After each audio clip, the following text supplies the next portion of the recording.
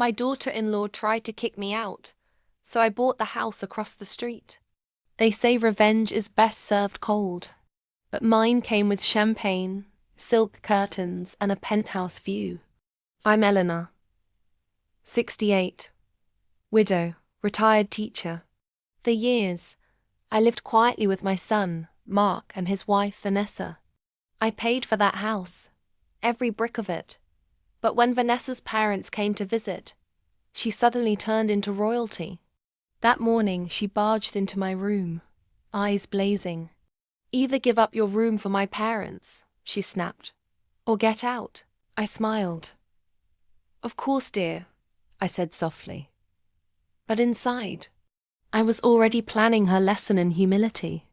You see, Vanessa thought I was just a lonely old woman with fading savings and no options. What she didn't know was that when my husband died, he left me a quiet little fortune. Investments that grew while she was busy buying handbags.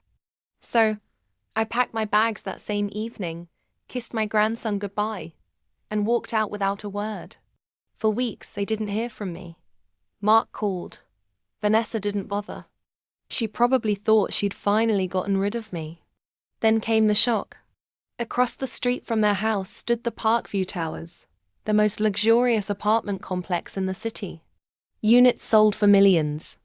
And on a bright Friday morning, a black Bentley rolled up to its entrance. And out stepped me. Draped in cream silk, sunglasses perched, I handed the keys to the valet and walked into the lobby. From their window, Vanessa froze. My new apartment was directly across from theirs. That evening, as she and her parents were having dinner, she looked up, and there I was, standing by my massive glass window, holding a glass of red wine. I smiled and waved.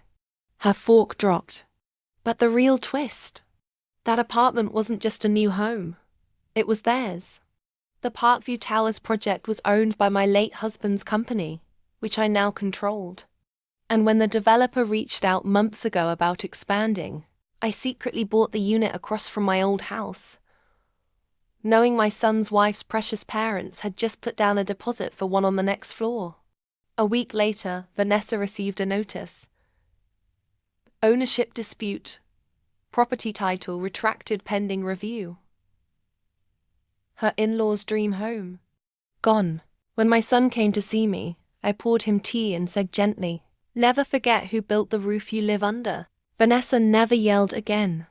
In fact, she waved politely every morning from their balcony.